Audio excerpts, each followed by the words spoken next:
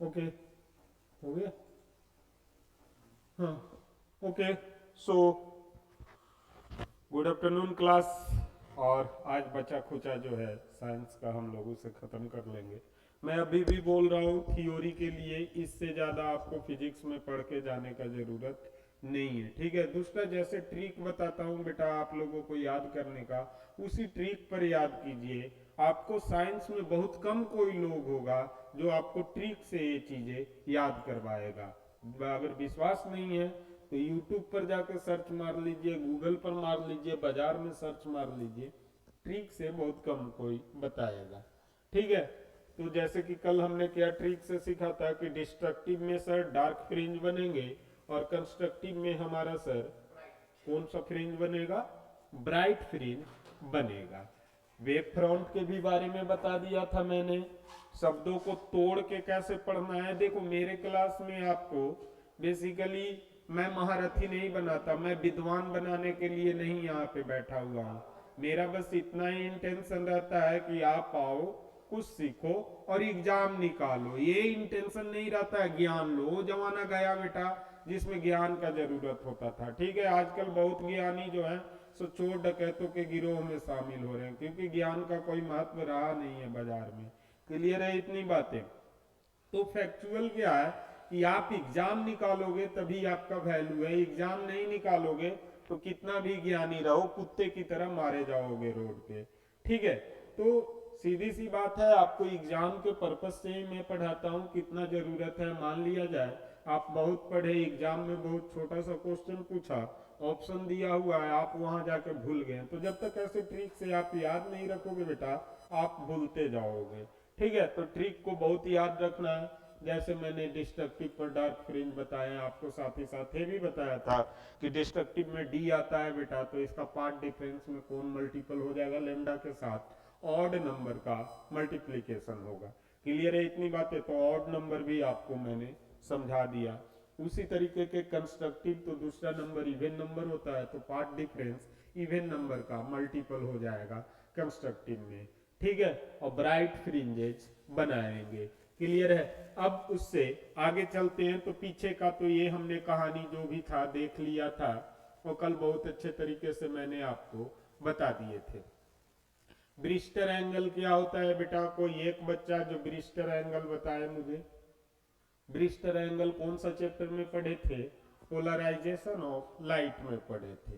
तो Brewster angle ऐसा angle जिसके बाद सारा लाइट क्या हो जाए, 100% पोलराइज हो जाए, तो उस एंगल को हम लोग क्या बोलते हैं, ब्रिस्टर एंगल। एक ऐसा एंगल जिससे लाइट पास होने पर पूरा का पूरा क्या हो जाए, पोलराइज हो जाए, तो वो क्या कहलाएगा, Brewster angle.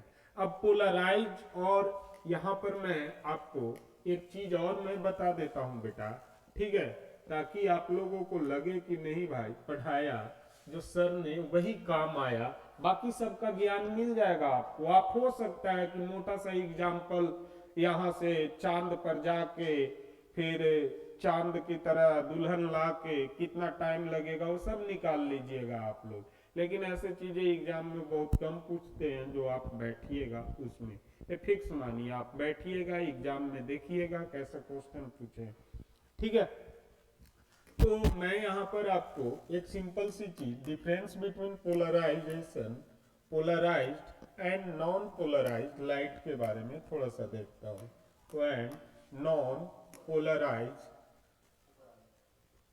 Polarised light, polarized light. What is the difference between polarization and non-polarization of the light? ठीक है, या अनपोलराइज लाइट। तो अनपोलराइज लाइट क्या रहता है, इलेक्ट्रिक फील्ड रखता है, ठीक है। अनपोलराइज लाइट क्या रखेगा, तो यहाँ पर देखिए सिंपल सी भाषा में दिया हुआ है, अनपोलराइज लाइट वाइब्रेट करेगा बेटा, वो इलेक्ट्रिक फील्ड रखेगा तो क्या करेगा, कंपन होगा उसमें। ठीक उसी प्रकार से जैसे एक स्ट्रिंग को लेके आप कंपन उत्पन्न कराते हैं। तो unpolarized light has electric field vibration in all random direction perpendicular to its travel like sunlight और लाइट बल्ब। ये सारे क्या है, सनलाइट क्या है, अनपोलराइज्ड लाइट है।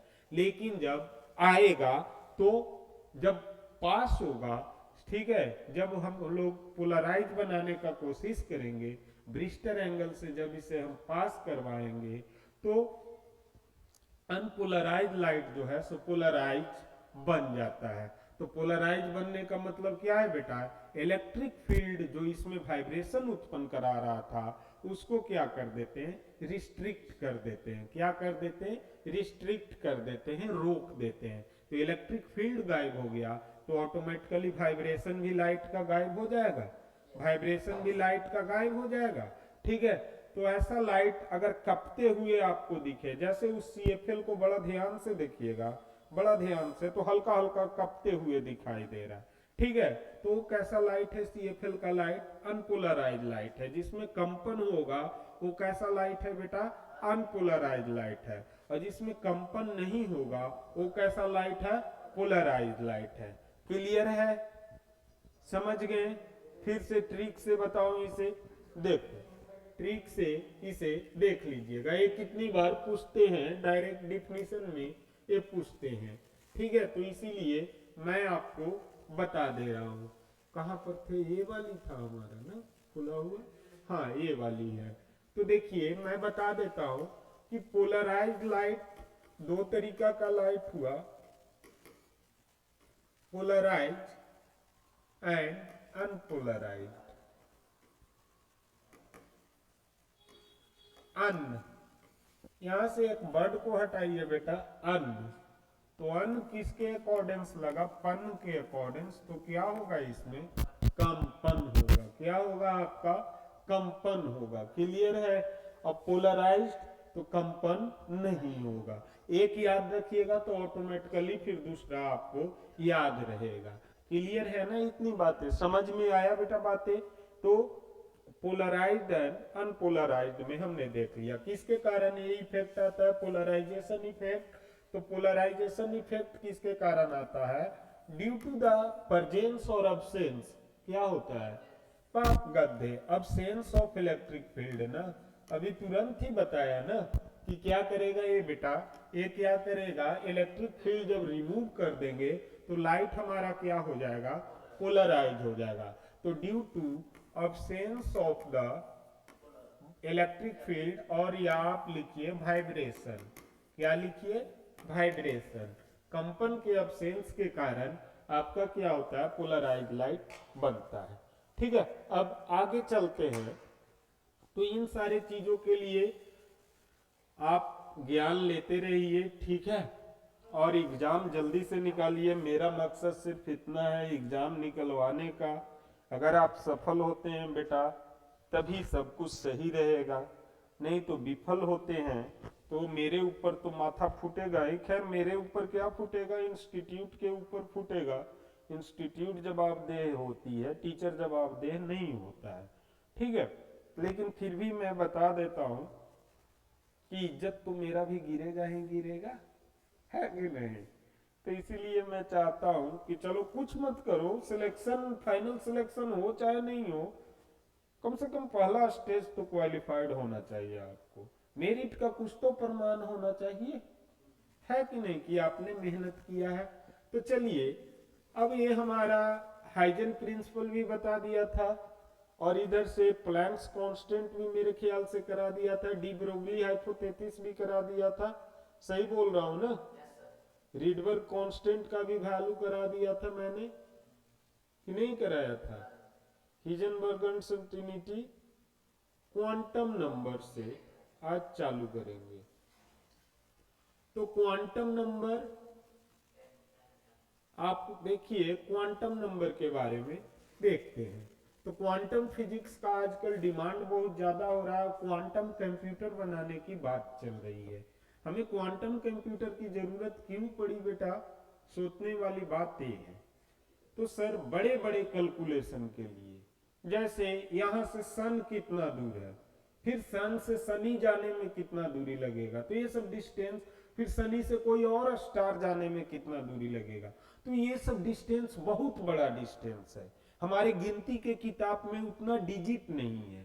तो इतने बड़े डिस्टेंस को मीजर करने के लिए कैलकुलेशन काफी फास्ट होना चाहिए, विद इन 1 सेकेंड मुझे कम से कम ये पूरा बोर्ड भर का डिजिट का 1 सेकेंड से भी कम, विद इन 0.001 सेकेंड मुझे कम से कम ये बोर्ड भर का एक डिजिट का कैलकुलेशन मिल जाना चाहिए, 1 2 3 4 5 6 ऐसे करके लिखा हुआ। ठीक है, तभी मेरा पॉसिबल है कि हम बाकी जो भी एक्सप्लोर कर रहे हैं, आप स्पेस में कोई क्या भेजते हैं, स्पेस में भेजते हैं ना रॉकेट, ऐसा भेज दें तो वो हमारा सटीकता से क्या होगा, आउट होगा। ठीक है, क्लियर है इतनी बात। तो उसी के लिए अब फास्ट कैलकुलेशन के लिए हमें किसकी जरूरत है बेटा, क्वांटम कंप्यूटर का जरूरत है। किसका जरूरत है, तो हमेशा याद रखिएगा सुपर कंप्यूटर बना, सुपर कंप्यूटर का मतलब क्या है, सुपर मतलब सबसे ऊपर, तो सबसे फास्ट अभी तक जो चलता है उसे सुपर कंप्यूटर कहते हैं, लेकिन उससे भी एक कदम आगे वाली चीजों का जरूरत है, जिसका नाम क्या है बेटा, क्वांटम कंप्यूटर। अब क्वांटम कंप्यूटर के रिलेटेड ही जो शुरुआत होता है क्वांटम का, वो कहां से होता है, क्वांटम फिजिक्स से होता है। और ये कहां पर पढ़ते हैं, क्वांटम के बारे में हम लोग कहां पर पढ़ते हैं, तो एटम के अंदर पढ़ते हैं। तो एटम में जब ऑर्बिटल फील होता है तो sp-df फील करते हैं बेटा, तो उसमें एक आप स्पिन फीलिंग देखे होंगे। स्पिन फीलिंग, स्पिन फीलिंग का मतलब ऐसा वाला कि सर ये हाफ फील्ड है, ऐसा वाला कुछ फीलिंग किए हैं आप, ऐसा वाला करते हैं, तो ये क्या है, ये दो स्पिन है। क्या है, ये दो स्पिन है। तो क्वांटम का कहना यही था कि कोई भी चीज जो बना हुआ है वो सबसे स्मॉलेस्ट थिंग, अब कोई पूछे आपसे कि चलिए भैया इलेक्ट्रॉन किससे बना हुआ है, कोई मेटल किससे बना हुआ है, कोई एटम किससे बना हुआ है, एटम से भी छोटा चीज किससे बना हुआ है, तो क्वांटम ने क्या कहा कि स्पिन से बना हुआ है। इसे क्या बोला, एक को बोला हाफ स्पिन।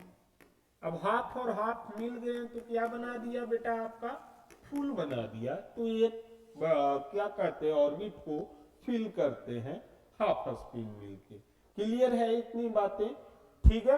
तो ये बेसिक यूनिट है स्पिन का।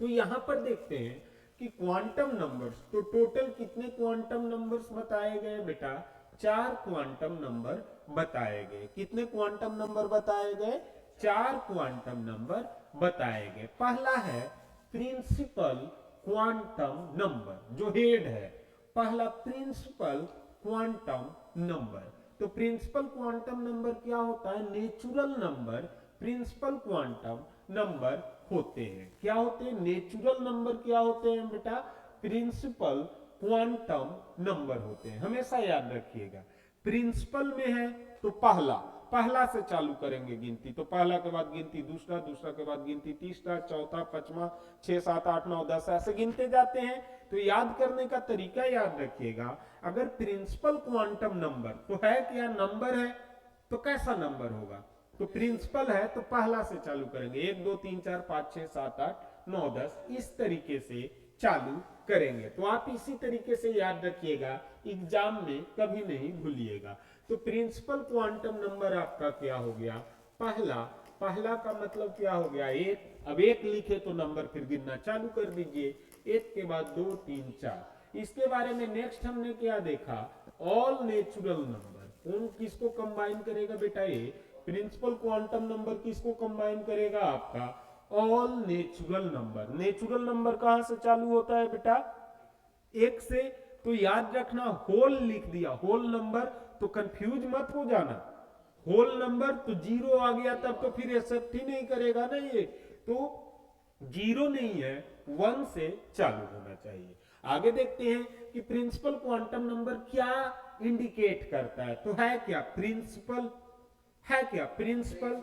तो किसी स्कूल के प्रिंसिपल को देखते हो, पूरा काबिल रहता है, फालतू के सबको परेशान करना उसका काम रहता है, तो मतलब एनर्जी से वो क्या रहता है बेटा, भरपूर रहता है। वो एनर्जी से क्या रहता है, भरपूर रहता है। तो ये पर क्या दिखाएगा, यहाँ पर एनर्जी लेवल इंडिकेट करता है। प्रिंसिपल क्वांटम नंबर क्या इंडिकेट करता है बेटा, एनर्जी लेवल इंडिकेट करता है। कहां पे इंडिकेट करता है, तो सेल में, sp-df में। एटम के अंदर हम लोग पढ़े थे डिस्ट्रीब्यूशन ऑफ इलेक्ट्रॉन में, आप लोगों ने पढ़ा होगा कि सर ए हो गया एस, ए हो गया पी, ए हो गया सर डी, और इसके बाहर हम भर देंगे तो हो गया एफ। एफ में कितना, एस में कितना रखता है 2 इलेक्ट्रॉन, फिर पी में कितना है 8 इलेक्ट्रॉन, डी में कितना 18, और एफ में 32। यही रखता है 2 8 18 का 32 का, मतलब कि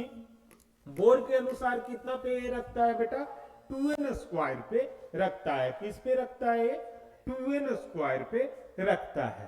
ठीक है, अब देखो जब 2n स्क्वायर पे बोर के द्वारा रखता है तो sp-df का नाम क्या होता है बेटा, सेल कहते हैं इसे। क्या कहते हैं, सेल। और एक और पढ़ते हैं हम लोग KLMN।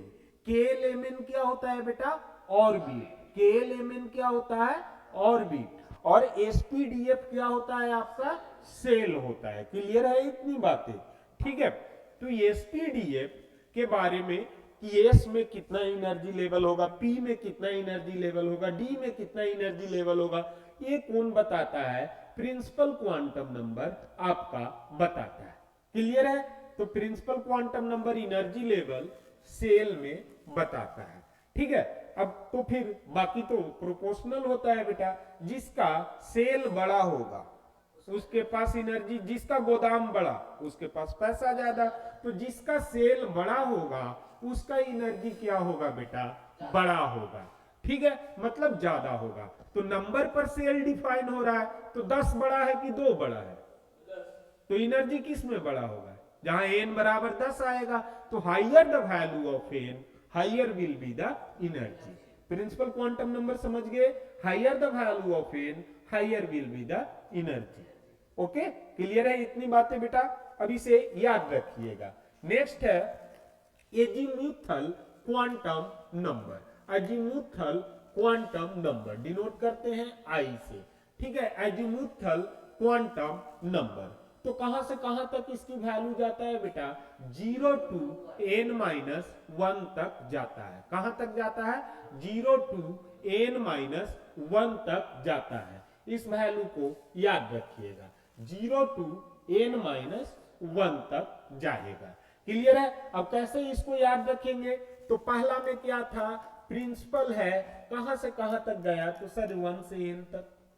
हम बोल सकते हैं इसे बेटा, नेचुरल नंबर है तो n तक कहीं भी चले जाइए, है कि नहीं, तो 1 से n तक गया। दूसरा बोला एजीमुथल, ए कितने नंबर पर आता है, ए कितने नंबर पर आता है, फर्स्ट नंबर पर। दोनों से फर्स्ट को माइनस करो, क्योंकि फर्स्ट तो ये ले गया ना भाई, तो ये ले गया, तो ये फर्स्ट यहां चला गया, तो यहां क्या बचा, यहां क्या बचा, तो दूसरा नंबर पर आपको क्या मिलेगा, इसका वैल्यू 0 to n-1।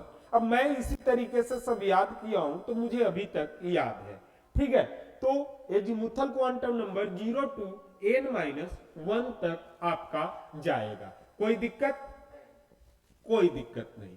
ठीक है, अब ये क्या बताता है बेटा, तो ये तो आपको पावर बता दिया, ये हमारे पास कितना एनर्जी है। ये आपको क्या बताता है, शेप बताता है कि हमारा फिगर कैसा है। समझ गए हैं बात को, ये क्या बताता है, शेप बताता है। ठीक है, आगे चलिए, अब इसमें और कुछ बचा, और कुछ तो नहीं बचा। एस में 0 रखेगा, पी में 1, डी में 2 और एफ में 3, तो ये लाइन से पढ़ जाइएगा क्योंकि 0 से ही चालू हुआ। क्लियर है इतनी बातें। ठीक है, आगे देखते हैं मैग्नेटिक क्वांटम नंबर एमआई से इसे डिनोट किया है, मैग्नेटिक क्वांटम नंबर। तो मैग्नेट का क्या काम रहता है, खींचना चिपकाना। ठीक है, मैग्नेट का क्या काम रहता है, खींचना चिपकाना। ठीक है, दूसरा ये भी गोल गोल घुमाना, तो यहां पर क्या करेगा, गोल गोल घुमाते रहेगा उसे। क्या करेगा मैग्नेट, गोल गोल घुमाने का काम करेगा। तो देखो क्या डिफाइन करता है, ऑर्बिट को डिफाइन करता है, ऑर्बिटल ओरिएंटेशन, मतलब ओरिएंटेशन उसका घुमाव कैसा है। ठीक है, टिल्टिंग पोजीशन। ठीक है, तो ऑर्बिटल ओरिएंटेशन ये बताता है। वैल्यू कहां से कहां तक होता है, 1 0 आ गया बेटा, 0 हो गया, फिर से माइनस करो, तो 0 हो गया, तो कितना हो जाएगा, मैग्नेटिक क्वांटम नंबर में 0 से 1 माइनस हुआ, कितना हो गया, -1 हो गया। 0 से 1 माइनस हुआ, कितना हो गया बेटा? -1। तो इसको हमेशा याद रखना है, यहीं तक आपको याद रखना है, बाकी को +1 कर देना है। तो -1 से +1 तक आपका नंबर जो होता है वो किसके तरह बिहेव करता है बेटा? मैग्नेटिक क्वांटम नंबर की ओर बिहेव करेगा। तो क्या ये डिटरमाइन करता है? तो देखो, अब इसमें आप ऑर्बिटल ओरिएंटेशन याद रखो चाहे ना रखो, बड़ा कम पूछते हैं वो लोग, लेकिन जो पूछते हैं कि ये आपको एनर्जी बताया, ये शेप बताया, किसका शेप बताता है? हम लोग पढ़ किसके रहे हैं? सेल। ये भी क्या हो गया? एनर्जी ऑफ सेल बताया, शेप ऑफ सेल बताया। अब अगली बार क्या बताएगा? एनर्जी बता दिया आपका, शेप बता दिया, तो अगली बार क्या बताएगा? तो सेल के अंदर कितने सेल हैं, सेल के अंदर कितने सेल हैं? तो सेल के अंदर सेल, उसको क्या कहते हैं? सब सेल। क्या कह देंगे? सब सेल। जैसे बेटा इंस्पेक्टर के अंदर जो इंस्पेक्टर आता है उसे क्या कहते हैं? सब इंस्पेक्टर कहते हैं। पिक्चरों में देखे होंगे, घर में कोई बड़े भैया छोटे भैया को 10-20 लाख रुपया देके दरोगा बने होंगे, तो जान रहे होंगे कि एसआई बने हैं, है कि नहीं? तो एसआई का मतलब सब इंस्पेक्टर। इंस्पेक्टर के अंदर तो आई के जगह सेल आ गया, इंस्पेक्टर के जगह कौन आ गया बेटा? सेल। तो सेल के अंदर वाली चीजों को क्या कहेंगे हम लोग? सब सेल। क्या कह देंगे? सब सेल। तो मैग्नेटिक क्वांटम नंबर जो आपका है वो क्या करता है? ऑर्बिटल बताता है। किसमें? सब सेल में। किसमें ऑर्बिटल बताता है बेटा आपका? सब सेल में ऑर्बिटल बताता है। अब जो स्पिन के बारे में मैं बात कर रहा था, स्टार्टिंग में बताया था आपको स्पिन, ठीक है? तो स्पिन के बारे में जो बात कर रहा था, तो उसके बेस पर एक नंबर है spin quantum number. Spin quantum number. अब स्पिन क्या डिफाइन करता है बेटा? डायरेक्शन डिफाइन करता है। स्पिन क्या डिफाइन करता है? डायरेक्शन डिफाइन करता है। तो ये इलेक्ट्रॉन का डायरेक्शन बताएगा। किसका डायरेक्शन बताएगा? इलेक्ट्रॉन का डायरेक्शन। अब इलेक्ट्रॉन मैंने बताया, ये इलेक्ट्रॉन है, बहुत छोटा पार्टिकल है, बहुत छोटा है। कितना मास होता है?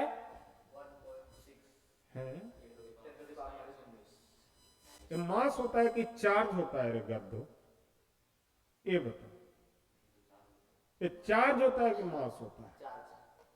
तुम लोगों से पूछा मैंने, क्या आंख साफ करो। मास मैंने पूछा इलेक्ट्रॉन का, नहीं याद रखिएगा, कैसे चलेगा काम है? ये दिक्कत है।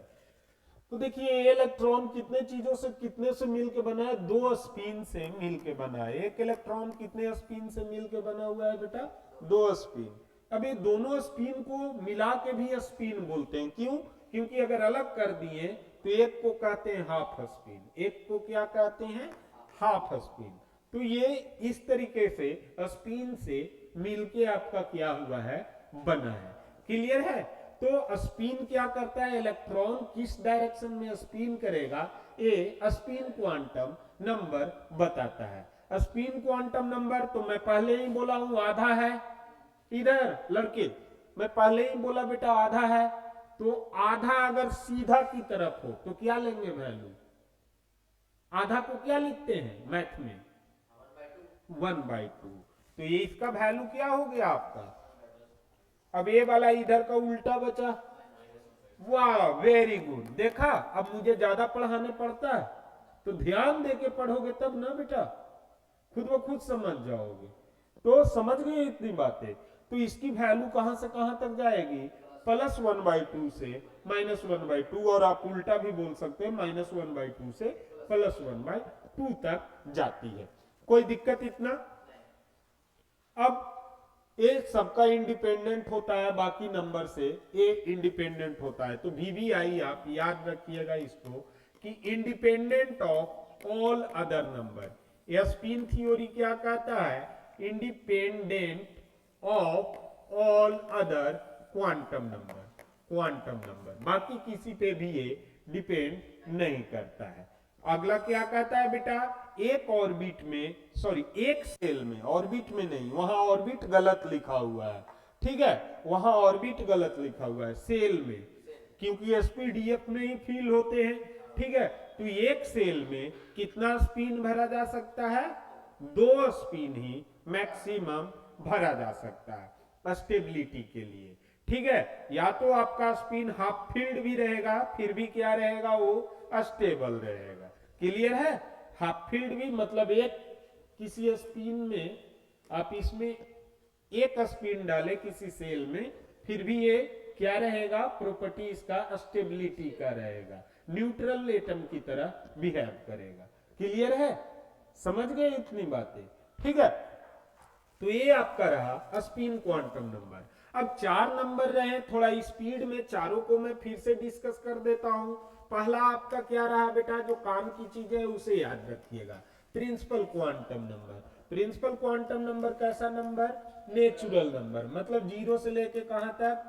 n तक जाएगा, वही इनफाइनाइट नहीं, n। ठीक है, n तक, इनफाइनाइट भी बोल सकता है, 0 से n तक। पहले नंबरिंग पर ध्यान दो, सब कुछ साइड से याद रखते हैं। फिर कौन आया बेटा आपका? एजीमुथल आया। तो यहां से सर हम लोग क्या करते थे? ए आ गया तो -1 कर देते थे, तो 0 में से -1 गया, -1, और इधर क्या बच गया आपका नंबर बेटा?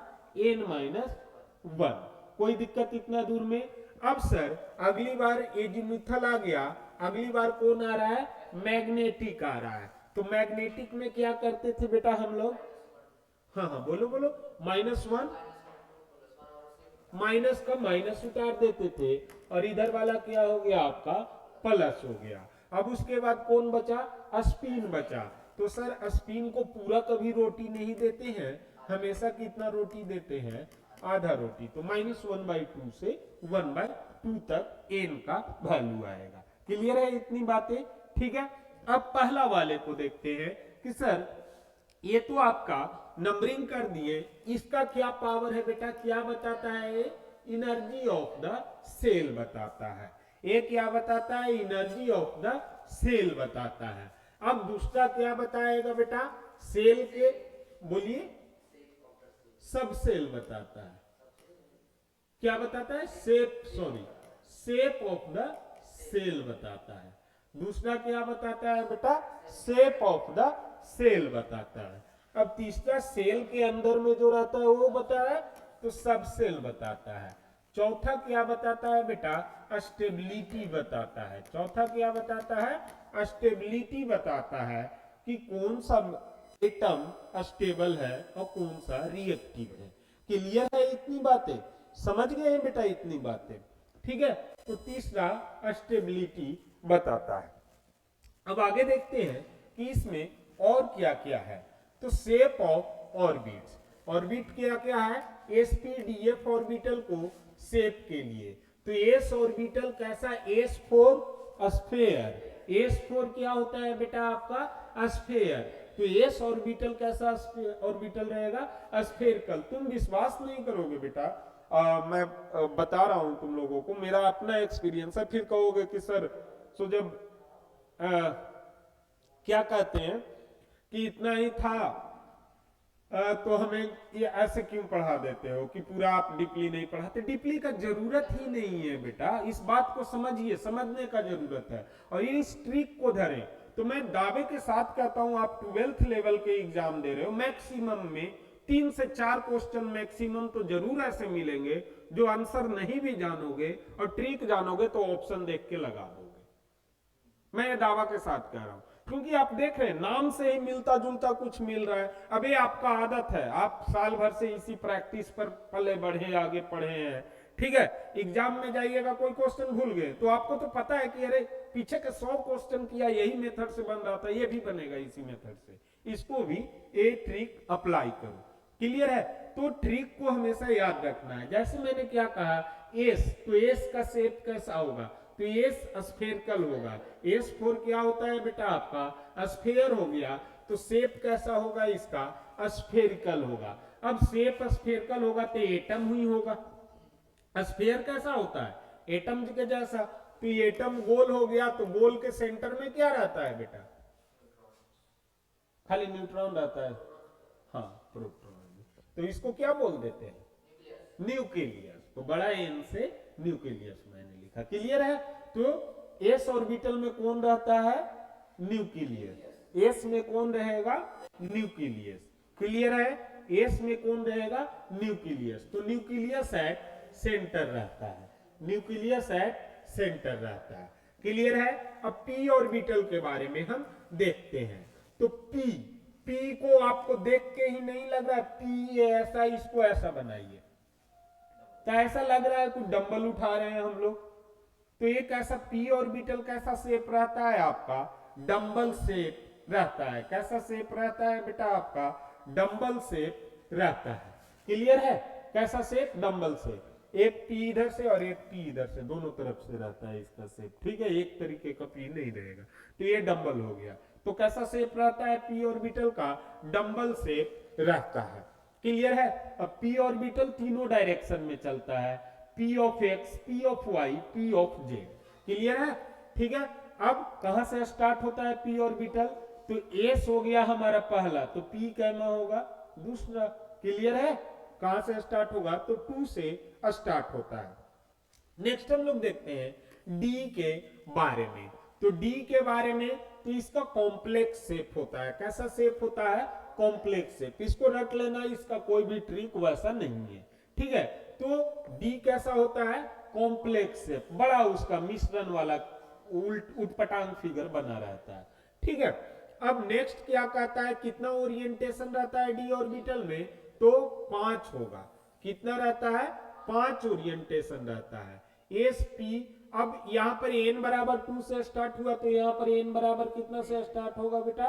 3 से। उसी तरीके से एफ में एन बराबर कितना से चालू होगा? 4 से चालू होगा। ठीक है, अब यहां पर 3 ओरिएंटेशन था, यहां पर कितना ओरिएंटेशन आ जाता है इसका? 5 ओरिएंटेशन आ जाता है। क्लियर है? नेक्स्ट आता है बेटा आपका एफ ऑर्बिटल। तो लिखने में एक डी को थोड़ा कॉम्प्लेक्स लगा, उससे भी ज्यादा क्या जिंदगी में कॉम्प्लेक्स है? एफ कॉम्प्लेक्स है। एफ के चक्कर में फंसे कि फंसे रह जाओगे, है ना?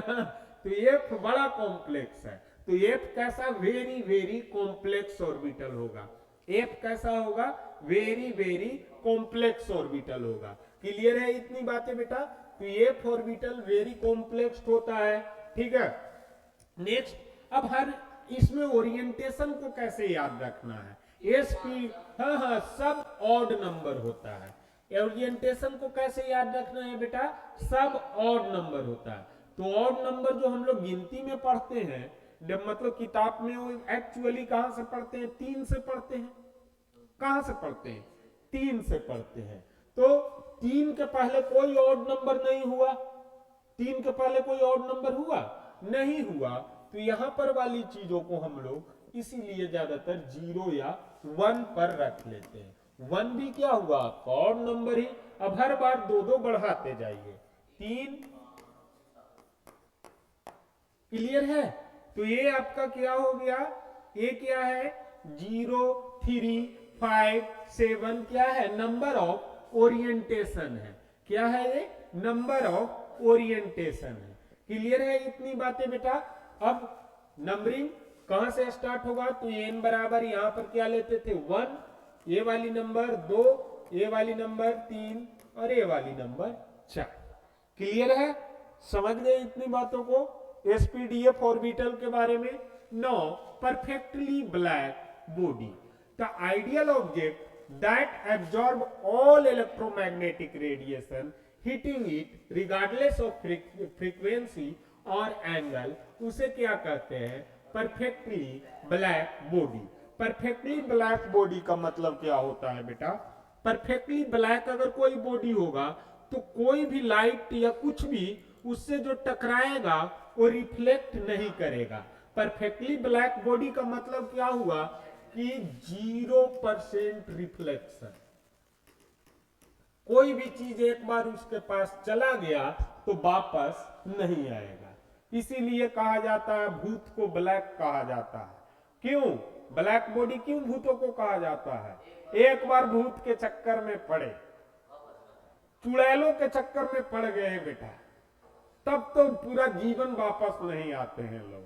ठीक है, तो इसीलिए चुड़ैलों को ब्लैक मैजिक कहते हैं ना। चुड़ैल वाले चीजों को ब्लैक मैजिक कहते हैं। तो तुम लोगों को मैं इसलिए सतर्क करते रहता हूं कि चुड़ैलों के चक्कर में, भूतों के चक्कर में ना पड़े। ठीक है, चलिए आगे देखते हैं।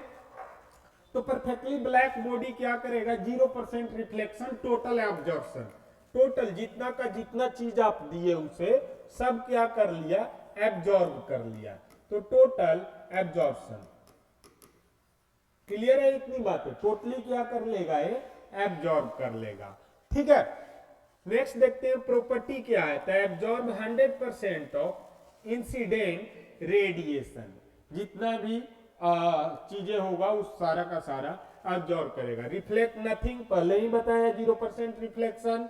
ठीक है, नेक्स्ट है परफेक्ट इमीटर है और no real black body exist. तो ये तो मैं परफेक्टली, आइडियल, ये सब जीवन में कभी भी आपको बात मिले जिंदगी में, परफेक्टली, आइडियल, ठीक है, ये कभी दुनिया में होते ही नहीं है, ये याद रखिएगा। जैसे मैंने पिछले वीडियो में भी बताया था, आइडियल के केस में तो परफेक्टली भी कोई नहीं होता है। ठीक है, आपको क्या करने पड़ेगा जीवन में, एडजस्ट करने पड़ता है। क्या करने पड़ता है, एडजस्ट करने पड़ता है। ठीक है, तो चलिए एग्जाम्पल देख लेते हैं।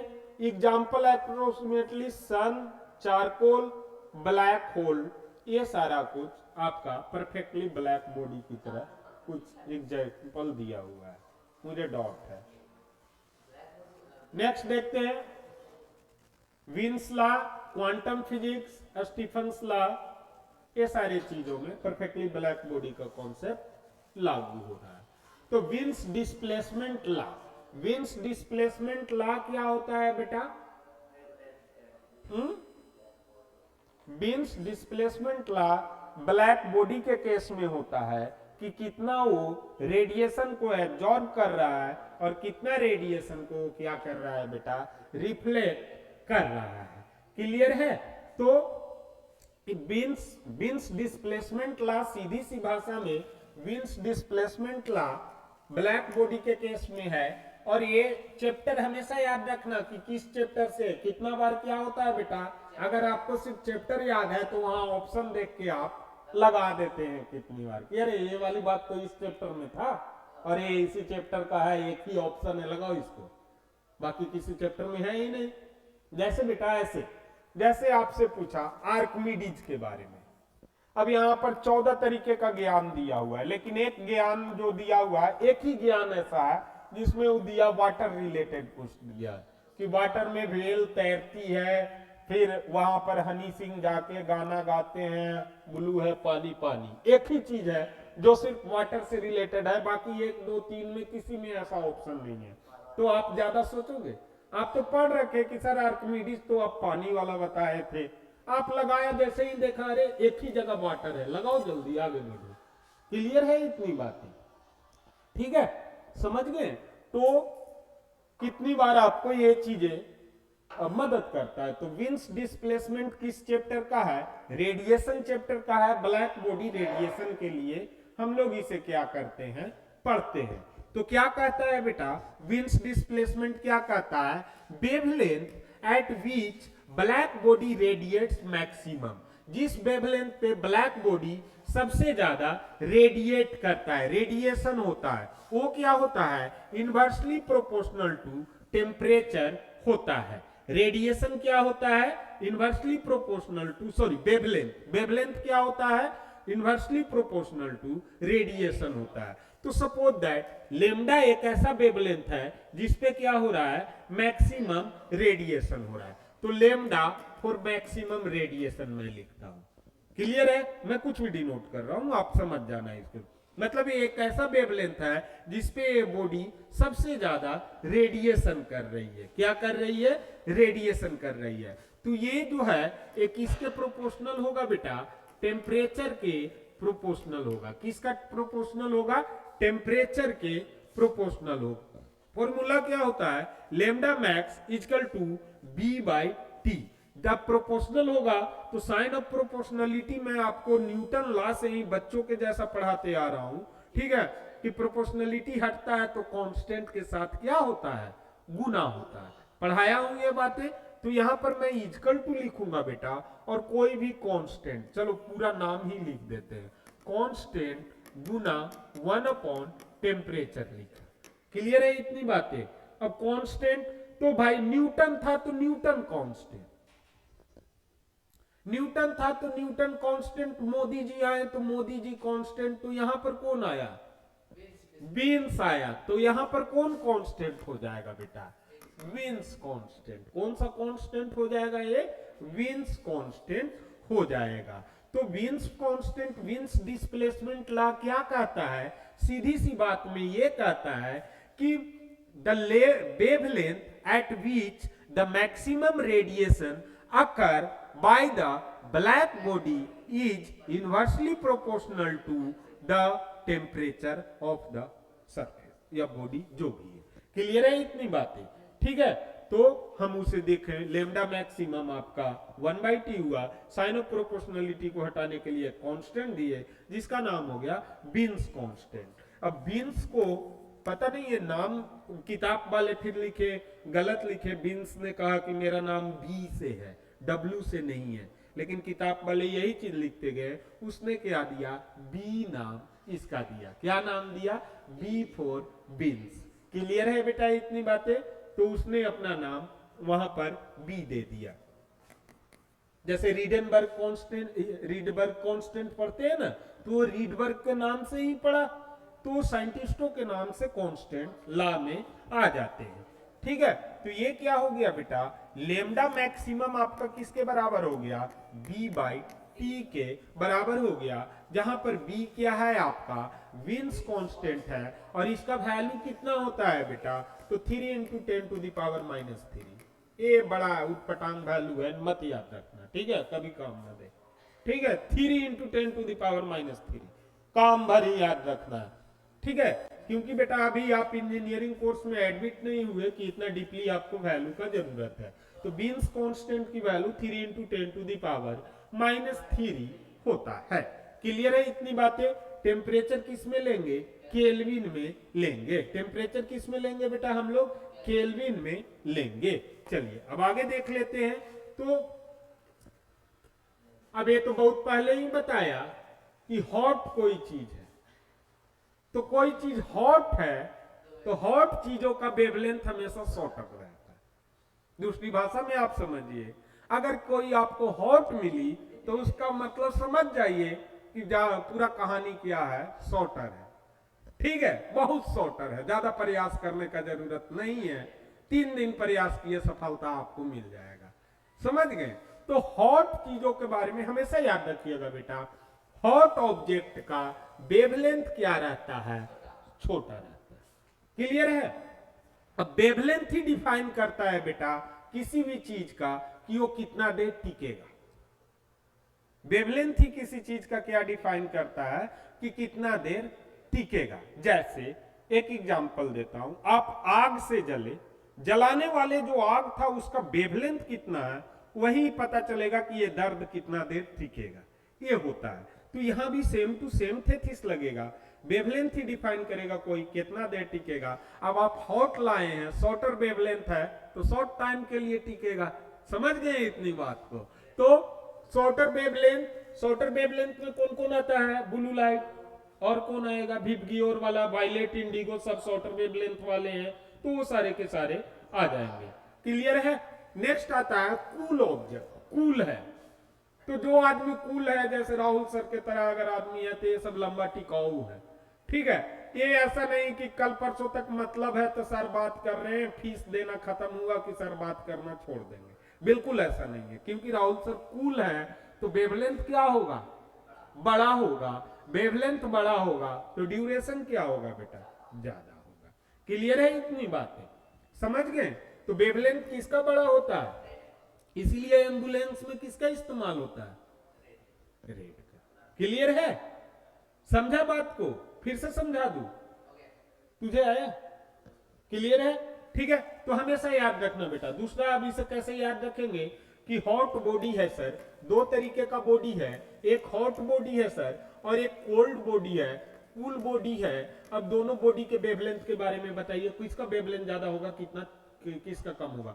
ज्यादा कुछ नहीं सोचना है, जिसका नाम छोटा उसका वेवलेंथ क्या हो जाएगा बेटा, छोटा हो जाएगा। तो हॉट का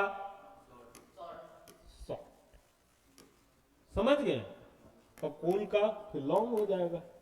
क्लियर है इतनी बातें? समझ गए इतनी बातों को? तो हॉट बॉडी का वेवलेंथ क्या होता है आपका? शॉर्ट होता है। कोई ऐसा याद करने के लिए सिखाएगा तुम्हें? मैं ही बता देता हूं, क्योंकि देखो बेटा, मैं ओपन माइंडेड टीचर हूं। मुझे यूरोप की तरह क्लासरूम चाहिए, यूरोप के तरह बच्चे चाहिए, ठीक है, भारत में, जिन्हें मैं उस लेवल पर पहुंचा सकूं जहां पे उनका दिमाग आलतू फालतू से पूरा ऊपर चलता हो। नेक्स्ट देखते हैं, यहां पर कुछ लिखा हुआ है example, red hot iron, white hot iron. तो व्हाइट हॉट आयरन और red hot iron, red hot iron और व्हाइट हॉट आयरन यहां पर लिखा हुआ है। तो नाम एक कलर इंडिकेशन है, ये ऐसा नहीं कि सर लोहा लाल हो गया गर्म करते करते, वो वाली नहीं बात है, यहां पर कलर इंडिकेशन है। तो रेड है तो वेवलेंथ कैसा? लॉन्गर। तो कैसा बॉडी होगा? कोल्ड होगा कि हॉट होगा? Cold body. तो रेड हॉट आयरन देखो कूलर लिखा हुआ है, ठीक है, और व्हाइट हॉट आयरन उसका उल्टा हॉटर हो जाएगा, ठीक है। और सन कैसा है? येलो व्हाइट है, तो हम जानते हैं कि व्हाइट वाला चीज हॉट होता है, तो इसीलिए हॉट है। क्लियर है? समझ गए इतनी बात? कलर कोड याद हो गया, ठीक है। एक कार्बन का भी कलर कोड होता है बेटा, वो भी याद रखने पड़ता है, ठीक है। नेक्स्ट हम लोग देखते हैं एनर्जी एंड फोर्स पर। तो ये तो पढ़ा ही दिया था, काइनेटिक एनर्जी क्या होता है? Energy process due to motion, और किसके बराबर में होता है? जल्दी जल्दी स्पीड में बोलो कि रिवाइज। वेरी गुड, आगे बढ़िए। चलिए अगला क्या है, जल्दी तुम ही लोग पढ़ो। मूविंग ऑब्जेक्ट है काइनेटिक एनर्जी फास्टर, मतलब उसके पास क्या है? मोर एनर्जी है, ठीक है। नेक्स्ट है आपका पोटेंशियल एनर्जी। क्या होता है पोटेंशियल? पोजीशन के कारण, स्टैटिक पोजीशन के कारण रुका हुआ। तो रुका हुआ का फॉर्मूला बता, mgh, ठीक है। मतलब अब जिस बॉडी का हाइट ज्यादा, उसका पोटेंशियल एनर्जी क्या होगा बेटा? ज्यादा होगा। जिस बॉडी का हाइट ज्यादा होगा उसका पोटेंशियल एनर्जी क्या हो गया? मतलब बॉडी का हाइट नहीं, जो बॉडी जितना हाइट पे रखा जाए, ठीक है। हाँ, एनर्जी ही रहता है ना। तो जो बॉडी जितना ऊंचाई पे रखा गया, ठीक है, उसका एनर्जी पोटेंशियल उतना ही ज्यादा रहेगा। क्लियर है इतनी बातें? आगे देखते हैं बेटा कि यहाँ पर क्या है example, water in dam raise है, मेरे फालतू की एग्जांपल है। डिफरेंस दोनों में क्या है? काइनेटिक एनर्जी और पोटेंशियल एनर्जी में काइनेटिक एनर्जी सर घूमने पर आता है, और पोटेंशियल एनर्जी सर पार्क में बैठने पर आता है। क्लियर है इतनी बातें? आगे चले हम लोग, terminal velocity. What is terminal velocity बेटा?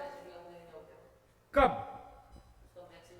हाँ, maximum velocity of any free falling object type का या फॉलिंग ऑब्जेक्ट का रहेगा, तो मैक्सिमम वेलोसिटी ही क्या कहलाता है? टर्मिनल वेलोसिटी कहलाता है। क्लियर है? मैक्सिमम वेलोसिटी क्या कहलाएगा बेटा? Terminal velocity. तो terminal velocity maximum constant velocity reached by falling object, ठीक है, when drag force equals gravitational forces, ठीक है।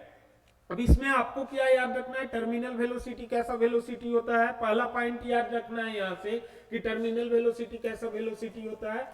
सर मैक्सिमम वेलोसिटी होता है। क्लियर है? पहला पॉइंट ऐसे याद रखना है, वो डायरेक्ट ऐसे ही पूछते हैं, ठीक है। अब दूसरा आपसे और इसमें से कुछ हो सकता है, तो कहां पे लगता है टर्मिनल वेलोसिटी? तो सर फ्री फॉल के केस में। कहां पे लगता है बेटा? फ्री फॉल के केस में, ठीक है, फ्री फॉल के केस में। तो फ्री फॉल के केस में कब लगता है? तो मान लिया जाए अंतरिक्ष से कोई चीज अचानक से टूट के गिर रहा है, आप गिरिएगा छत पर से, वहां नहीं लगता है। अंतरिक्ष से कोई चीज अचानक से टूट के गिर रहा है, तो वहां पर होता क्या है? ड्रैग फोर्स ग्रेविटेशनल फोर्स के बराबर में हो जाता है, तो टर्मिनल वेलोसिटी क्या कर देता है? अटेंड हो जाता है। क्लियर है बेटा? तो यहां पर कब अटेंड होगा terminal velocity? When it will be attended. एक क्वेश्चन पूछता है, if I want to reach the terminal velocity what should be the condition? तो क्या कंडीशन होना चाहिए बेटा आपका? ड्रैग फोर्स किसके बराबर में हो जाए? ड्रैग फोर्स आपका किसके बराबर में हो जाए? ग्रेविटेशनल फोर्स के बराबर में हो जाए। सॉरी, ग्रेविटेशनल फोर्स के बराबर में हो जाए। क्लियर है? ड्रैग फोर्स किसके बराबर में हो जाए बेटा? ग्रेविटेशनल फोर्स के बराबर में होगा, ठीक है। अब मुझे बताइएगा आप, जहाज चलता है तो बहुत ज्यादा आवाज करता है, किसके कारण करता है? ड्रैग फोर्स के कारण करता है। किसके कारण करता है आवाज? ड्रैग फोर्स के कारण एरोप्लेन बहुत ज्यादा करते जाते हैं। क्लियर है इतनी बातें? ठीक है, इसमें कोई दिक्कत किसी को? ठीक है, आगे चले तो ये कंडीशन वीवीआई कंडीशन, दो ही चीज है टर्मिनल वेलोसिटी में। पहला तो मैक्सिमम होता है और दूसरा आपको याद क्या करना है कि सर फ्री फॉल में जब ड्रैग फोर्स ग्रेविटेशनल फोर्स के बराबर हो जाता है तो टर्मिनल वेलोसिटी हमारा अटेंड हो जाता है। क्लियर है? आगे देखते हैं बेटा कि टर्मिनल वेलोसिटी का फॉर्मूला क्या है। तो यहाँ पर लिखा हुआ है, आप लोग देख लीजिएगा। ठीक है, ये फॉर्मूला सही से नहीं लिखा हुआ है, पीएसीडी डायरेक्ट लिख दिया, सीडी कुछ ऐसे लिखते हैं, सी के नीचे डी। एक बार देखना तो क्या है फॉर्मूला बेटा, देख देख देख देख देख जल्दी देखना। देखो कहा ना मैंने उल्टा लिखा हुआ है। मैं एक किताब तुम्हें, एक किताब वाले मतलब ये जो पीपीटी बनाने वाले हैं इनको मैं कितना समझाऊं। वीटी ये हो गया, वीटी हो गया आपका बेटा टर्मिनल वेलोसिटी। ठीक है, that is equal to root under 2mg divided by density of the fluid गुना प्रोजेक्टेड एरिया गुना ड्रैग फोर्सेस। ठीक है, सीडी होता है। ठीक है, गुना क्या होता है आपका? ड्रैग फोर्सेस होता है। तो ये फॉर्मूला आप याद रखिएगा, न्यूमेरिकल भी आ सकता है टर्मिनल वेलोसिटी पर। वो सैटेलाइट लॉन्चिंग या रॉकेट लॉन्चिंग करके दे देते हैं और पूछ देते हैं क्वेश्चन। ठीक है, नहीं आएगा तो बहुत बढ़िया। नहीं, मैं ये इजी है ना, टर्मिनल वेलोसिटी इजी है, 11th के कॉन्सेप्ट में है ये। ठीक है, तो ये पूछ भी सकते हैं। खैर आप लोग देख लीजिएगा। आगे देखते हैं बेटा, जब भी कोई ऑब्जेक्ट, अब इसे पॉइंट आउट कीजिए कहां पर देख सकते हैं। तो ऑब्जेक्ट जब गिरता है तो स्पीड क्या हो जाता है बेटा? इंक्रीज हो जाता है। तो स्पीड जितना बढ़ेगा तो हवा, देखिए हवा का क्या लक्षण है? स्पीड के उल्टा चलता है। हवा का लक्षण ही यही है, स्पीड के उल्टा चलने का। ठीक है, तो हवा का जो लक्षण है स्पीड का उल्टा चलने का, आप ऊपर से नीचे गिर रहे तो हवा किधर की ओर लगा? ऊपर की ओर। तो ड्रैग फोर्स क्रिएट कर देता है। हवा क्या जनरेट करता है? ड्रैग फोर्स जनरेट कर देता है बॉडी पर। तो air resistance increases with speed. Clear है? एयर रेसिस्टेंस क्या हो जाता है? इंक्रीज हो जाता है। तो एयर रेसिस्टेंस इंक्रीज करते करते करते करते, यही एयर रेसिस्टेंस क्या है बेटा आपका? यही एयर रेसिस्टेंस क्या है? ड्रैग फोर्स लगाता है। यही एयर रेसिस्टेंस क्या है? Drag force. अब ये रेसिस्टेंस इतना ज्यादा इंक्रीज हो जाता है कि ये फोर्स किसके बराबर में चला जाता है बेटा? वेट ऑफ द बॉडी के बराबर में। वेट ऑफ द बॉडी के। अब वेट ऑफ द बॉडी क्या होता है बेटा? एक तरीके के ग्रेविटेशनल इफेक्ट होता है कि नहीं? Weight of the body. तो वेट ऑफ द बॉडी के बराबर हो जाएगा। तो वेट ऑफ द बॉडी के जैसे ही बराबर हो गया तो एक्सीलरेशन क्या हो गया? जीरो। एक्सीलरेशन क्या हो जाएगा? जीरो। क्यों? क्योंकि क्या होता है? v minus you upon T. अब जब दोनों केस बराबर है, मैं भी इधर से उतना ही धक्का लगा रहा हूं जितना आप उधर से खींच रहे हैं, तो क्या कोई बढ़ पाएंगे? नहीं बढ़ पाएंगे। तो डिस्प्लेसमेंट जीरो। डिस्प्लेसमेंट जीरो का मतलब क्या होगा? Velocity will be zero. Clear है इतनी बातें? तो वेलोसिटी भी जीरो, और जब वेलोसिटी जीरो होगा तो एक्सीलरेशन क्या हो गया बेटा आपका? जीरो। नहीं समझ में आया? फिर से बताऊं? बोल, बताता हूं। देखो होता क्या है बेटा कि कोई जहाज, कोई मतलब ऊपर से कोई चीज गिर रहा है। ठीक है, जहाज, मोदी जी बैठे हुए हैं जहाज पर, ठीक है ना, और मोदी जी के हाथ में क्या चीज? लड्डू का पैकेट है। अचानक से लड्डू छूट गया और ये लड्डू अब क्या कर रहा है? नीचे गिर रहा है। क्लियर है? अब ये फ्लाइट से नीचे गिर रहा है बेटा ये लड्डू, तो एक नीचे किसके कारण गिर रहा है? Due to the effect of the gravitation. छोटा वाला जी के कारण नीचे गिर रहा है, इसमें कोई दिक्कत? छोटा वाला जी के कारण नीचे गिर रहा है। तो नीचे की ओर कौन सा फोर्स लगा? mg लगेगा ना। नीचे की ओर उसका वेट लगा, बॉडी पर क्या लगा? mg लगा। ठीक है, अब नीचे ये मोशन में है, वेलोसिटी में है। तो बेटा वेलोसिटी में है, अब नीचे खाली तो है नहीं, नीचे हवा है, तो ये हवा को चीरते हुए निकलेगा। और जब हवा को चीरेगा बेटा तो हवा का काम हो जाएगा कि ये वाली स्पेस खाली करे इसके लिए। यहां पर अभी कुछ नहीं है तो क्या है? हवा है। अब ये जब लड्डू आ जाएगा तब तो हवा को निकलने पड़ेगा ना। तो हवा क्या करता है? किनारे से निकल जाता है, ऐसे ऊपर की ओर उठना चालू कर दिया। अब ये आदमी तो है नहीं कि एकदम रास्ता देगा, तो सारे हवा किनारे से निकलना चाहते हैं। तो किनारे से जो निकलना चाहते हैं तो ये ऊपर की ओर जब उठते हैं तो हवा भी क्या कर दिया, फोर्स लगा दिया कि नहीं ऊपर की ओर। तो इसी फोर्स को क्या कहते हैं हम लोग बेटा, ड्रैग फोर्स कहते हैं। इसी फोर्स को हम लोग क्या कह देते हैं, ड्रैग फोर्स कह देते हैं। ड्रैग फोर्स एक तरीके का ऐसा रेसिस्टेंस है जो कि एयर लगाता है ज्यादातर, ठीक है, फ्लूइड में भी लगता है, वाटर में भी लगता है ड्रैग फोर्स, ठीक है। तो फ्लूइड के केस में ये यहाँ पर क्या लगा दिया आपका बेटा, ड्रैग फोर्स लगा दिया। अभी धीरे धीरे नीचे आ रहा है तो स्पीड तो बढ़ते जाएगा ना, स्पीड नीचे क्या होते जाएगा, बढ़ते जाएगा, क्योंकि जी से एक्सीलरेट हो रहा है बॉडी। अगर आपका एक सेकेंड में मैं कहता हूं कि आपका स्पीड 10 मीटर पर सेकेंड बढ़ गया एक सेकेंड में, तो मतलब आपका 10 मीटर पर सेकेंड स्क्वायर का एक्सीलरेशन है, तो जी यहाँ 10 है ना, तो एक सेकेंड में 10 मीटर पर सेकेंड बढ़ा, 10 का बढ़ा, तो अगला 2 सेकेंड में 20 हो जाएगा, अगला में 30 हो जाएगा, 40 50 बढ़ते जाएगा। तो ये इंक्रीमेंट एक टाइम ऐसा आता है बेटा, अब जितना वेलोसिटी बढ़ेगा, जितना ज्यादा बढ़ेगा फ्रिक्शन उतना ही ज्यादा क्या हो जाता है, बढ़ जाता है। आप जितना ऊपर जाओगे लोग आपको उतना ही नीचे खींचने का कोशिश करते हैं। तो ड्रैग फोर्स है क्या, रोकने वाला चीज ही तो है, नीचे खींचने वाला चीज है।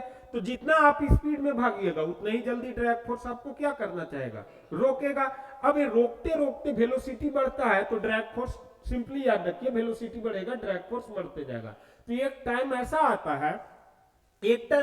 है कि ये ड्रैग फोर्स किसके बराबर हो जाता है बेटा, वेट ऑफ द बॉडी के बराबर हो जाता है। किसके बराबर हो जाता है, वेट ऑफ द बॉडी के बराबर हो जाता है। क्लियर है इतनी बातें, अब समझ में आया इतनी बातें। ये ड्रैग फोर्स जब वेट ऑफ द बॉडी के बराबर हो जाएगा तो टर्मिनल वेलोसिटी उसे एक्सेप्ट हो जाएगा, अचीव कर लेगा। तो बस इतना ही था। तो देखिए यहां पर वही लिखा, ऑब्जेक्ट फॉल, स्पीड बढ़ेगा, कोई चीज गिरा तो स्पीड बढ़ा तो एयर रेसिस्टेंस पैदा होगा, एयर रेसिस्टेंस भी बढ़ने लगेगा। एयर रेसिस्टेंस बढ़ते बढ़ते किसके बराबर में हो गया, वेट ऑफ द बॉडी के बराबर में हो गया। वेट ऑफ द बॉडी और एयर रेसिस्टेंस दोनों बराबर। अब आप जितना मुझे इधर से खींचते हैं उतना ही उधर से खींचते हैं, तो क्या एक्सीलरेशन होगा बॉडी में, नहीं, एक्सीलरेशन नहीं होता है सर, कांस्टेंट स्पीड से बढ़ना चालू कर देगा। तो एक्सीलरेशन इसका स्टॉप हो गया, कांस्टेंट स्पीड हो गया। कांस्टेंट स्पीड वही मैक्सिमम स्पीड होता है जिसका नाम क्या होता है, टर्मिनल वेलोसिटी।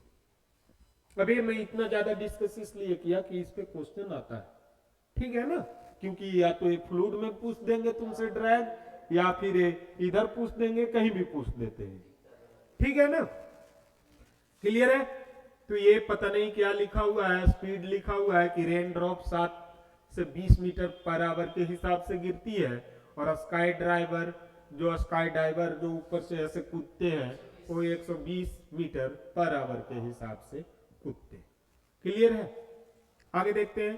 तो यहां पर एक बात कहता है कि रेन जब गिरता है तो आपको चोट क्यों नहीं लगता, आपके सर पे रेन गिर जाए तो चोट क्यों नहीं लगता है। तो why rain drops don't hurt, तो क्यों नहीं आपको चोट पहुंचाता है। तो sir because rain drop is not my girlfriend so it's never hurt.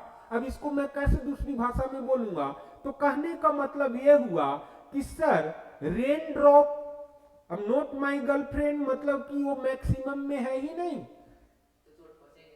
Maximum में है ही नहीं। तो यहां पर मैक्सिमम हम लोग क्या पढ़े, टर्मिनल वेलोसिटी। तो टर्मिनल वेलोसिटी उसकी मैक्सिमम बहुत कम होती है, तो terminal velocity will be very very low. तो कोई चीज धीरे से आके टकराएगा तो थोड़े ना चोट लगेगा, है कि नहीं, ठीक है। तो यहां पर वही बात बोलता है कि हाँ लिखा ना, terminal velocity too low to cause damage. तो ये पॉइंट को आप याद रखिएगा, ठीक है। टर्मिनल वेलोसिटी बहुत कम हो जाता है रेन के केस में, ऐसा पूछते नहीं है इतना छोटा सा पॉइंट पर, बट फिर भी आपको याद रखना है। नेक्स्ट है आपका टेंजेंशियल वेलोसिटी। तो कोई भी बॉडी जब बेटा सर्कुलर पाथ में मूव करते रहता है, तो सर्कल में मूव कर रहा है तो इसके पास दो वेलोसिटी हो जाएंगे, ठीक है। एक तो लीनियर वेलोसिटी होगा जो सीधा सीधा चलना है। अब सर्कल की ये वाली पार्ट को मैं काट रहा हूं, ठीक है, ये काटा, तो ये आपको देख के थोड़ा सा लगा कि ये सीधा है,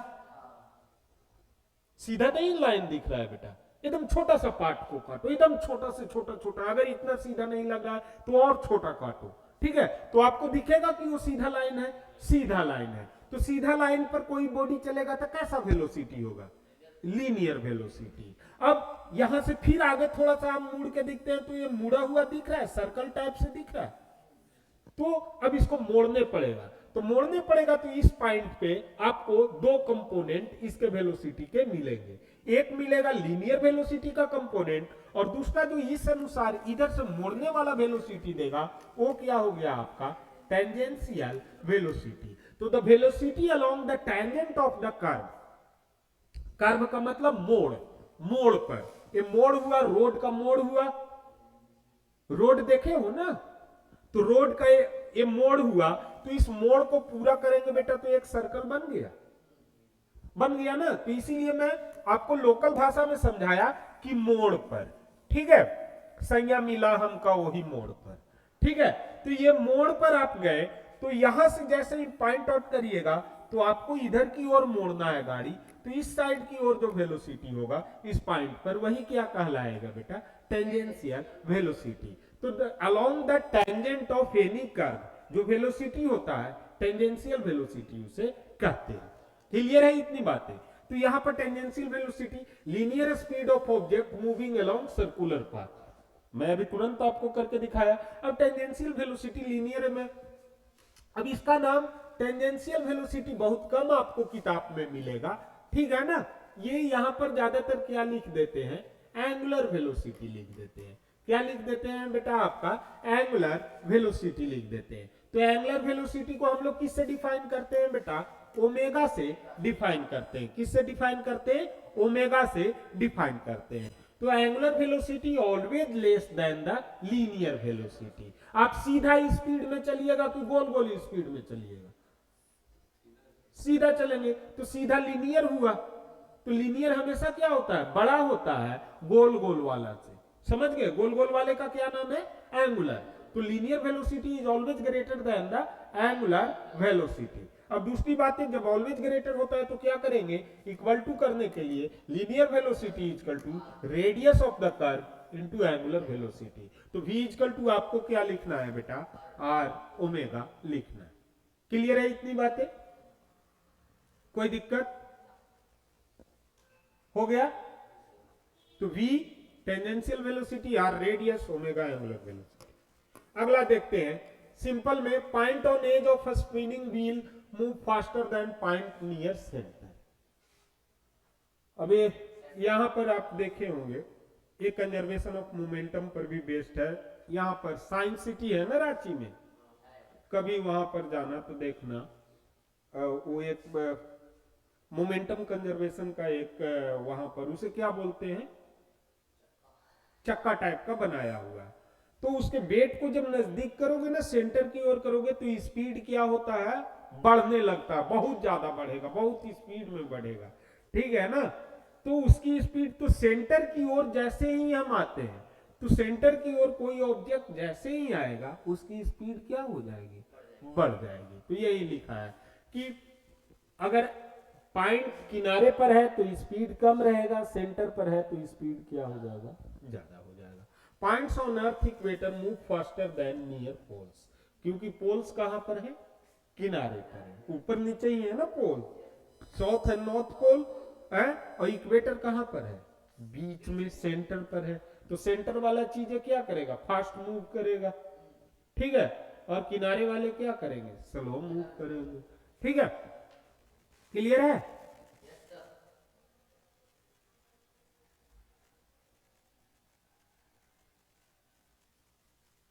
क्या लिखा है यहाँ, point on edge of spinning wheel moves faster, किनारे वाला ज्यादा स्पीड में बढ़ते हैं सेंटर वाले की अपेक्षा, ठीक है।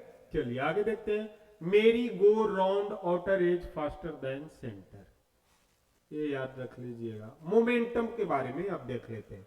तो मोमेंटम क्या होता है बेटा, मास इनटू वेलोसिटी मोमेंटम होता है।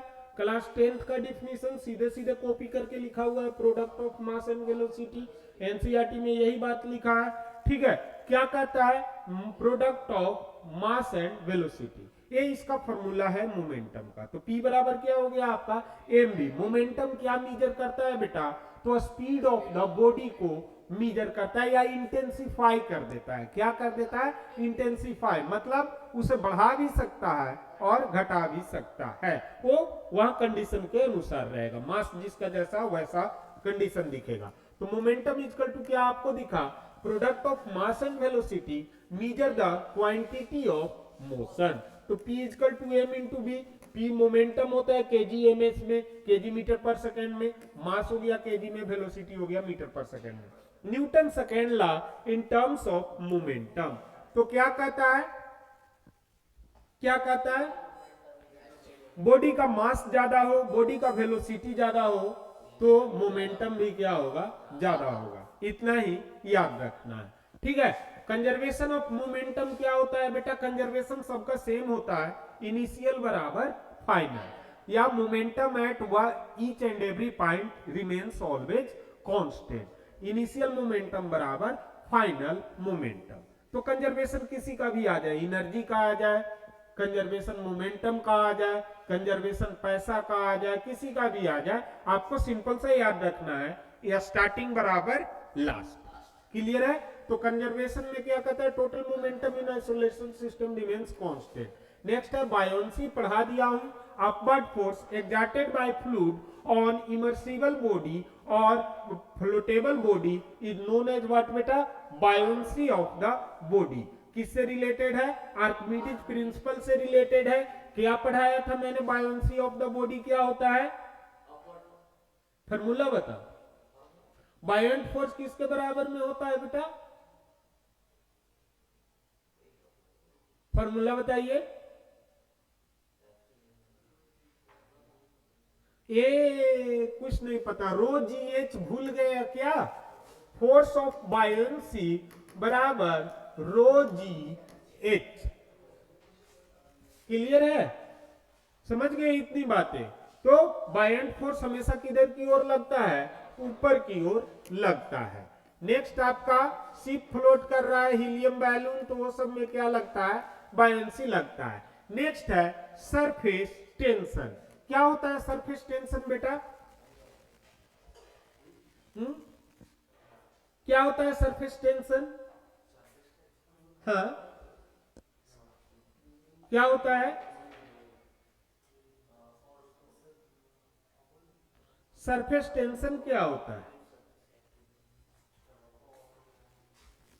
नहीं पता, चलिए कोई दिक्कत नहीं है, मैं बता देता हूं, ठीक है। Average force per unit length क्या होता है, सरफेस टेंशन होता है। दूसरी भाषा में समझिएगा, पानी बह रही है तो पानी हमेशा कैसे बहता है, लेयर बाय लेयर बहता है। पानी कैसे बहता है बेटा, लेयर बाय लेयर बहता है। अब ऐसे देखना, पानी के बीच में दो लेयर, दो चीज जब भी मिलेंगे क्या होगा, फ्रिक्शन होगा, घर्षण होगा। तो पानी अगला लेयर आगे बढ़ना चाहता है तो आगे बढ़ेगा, तो पीछे वाला पीछे बढ़ना चाहेगा, क्योंकि एक के ऊपर एक है। आप आगे पैर उठाते हैं तो पीछे की ओर झटका लगाते हैं ना, तो मतलब बैकवर्ड फोर्स भी लगाएगा।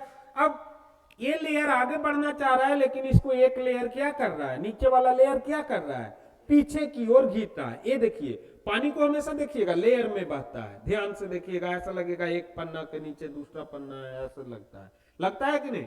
तो ये अगला लेयर आगे बढ़ना चाहता है, लेकिन पिछला लेयर क्या करना चाहेगा, इसे पीछे खींचना चाहेगा, ठीक है। तो ये पीछे खींचना चाहता है, तो ऐसे केस में आगे बढ़ना चाह रहा है, पीछे खींचना चाह रहा है, तो दोनों के बीच में क्या होता है, फोर्स एक कंपल्सन हो जाता है, दोनों के बीच में टकरार हो जाता है। क्या हो जाता है, तकरार हो जाता है, ठीक है।